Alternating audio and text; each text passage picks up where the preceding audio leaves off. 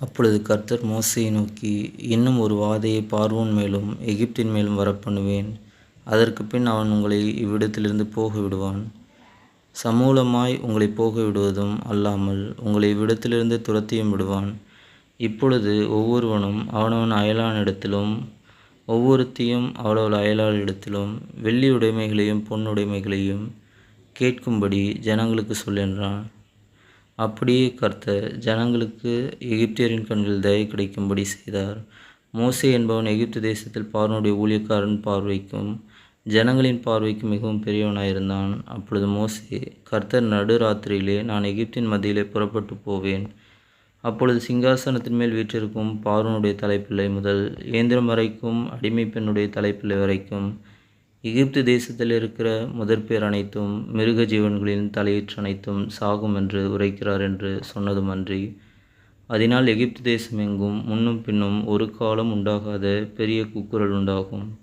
ஆனாலும் கர்த்தர் எகிப்தியருக்கும் இஸ்ரவேலருக்கும் பண்ணுகிற வித்தியாசத்தை நீங்கள் அறியும்படிக்கு இஸ்ரவேல் புத்திரர் அனைவருக்குள்ளும் மனிதர் முதல் மிருக ஜீவன்கள் வரைக்கும் ஒரு நாயாகிலும் தன் நாவை அசைப்பதில்லை.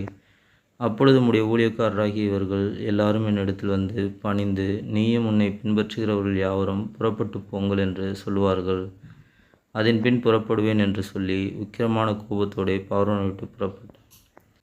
கர்த்தர் மோசேயை நோக்கி, எகிப்து தேசத்தில் என் அற்புதங்கள் அநேகமாகும்படிக்கு பார்வோன் உங்களுக்கு செவி கொடுக்க மாட்டான் என்று சொல்லியிருந்தார். மோசேயும் ஆரோனும் இந்த அற்புதங்களை எல்லாம் பார்வோனுக்கு முன்பாக செய்தார்கள். கர்த்தர் பார்வோனின் இருதயத்தை கடினப்படுத்தினால் அவன் இஸ்ரவேல் புத்திரரை தன் தேசத்திலிருந்து போக விடவில்லை. நடுராத்திரியிலே சிங்காசனத்தின் மேல் வீற்றிருக்கும் பார்வோனுடைய தலைப்பிள்ளை முதல் காவல் கிடங்கில் இருக்கிற சிறைப்பட்டவனின் தலைப்பிள்ளை வரைக்கும் எகிப்து தேசத்தில் இருந்த முதற்பேர் அனைத்தையும் மிருக ஜீவன்களின் தலையீற்று அனைத்தையும் கர்த்தர் அளித்தார். அப்பொழுது பார்வோனும் அவனுடைய சகல ஊழியக்காரரும் எகிப்தியர் யாவரும் ராத்திரியில் எழுந்திருந்தார்கள். மகா கூக்குரல் எகிப்திலே உண்டாயிற்று. சாவில்லாத ஒரு வீடும் இருந்ததில்லை. ராத்திரியிலே அவன் மோசேயும் ஆரோனையும் அழைப்பித்து, நீங்களும் இஸ்ரவேல் புத்திரரும் எழுந்து என் ஜனங்களை விட்டு புறப்பட்டு போய் நீங்கள் சொன்னபடியே கர்த்தருக்கு ஆராதனை செய்யுங்கள். நீங்கள் சொன்னபடி உங்கள் ஆடு மாடுகளையும் ஓட்டிக்கொண்டு போங்கள், என்னையும் ஆசீர்வதியுங்கள் என்றான். எகிப்தியர், நாங்கள் எல்லாரும் சாகிறோமே என்று சொல்லி தீவிரமாய் ஜனங்களை தேசத்திலிருந்து அனுப்பிவிட அவர்களை மிகவும் துரிதப்படுத்தினார்கள்.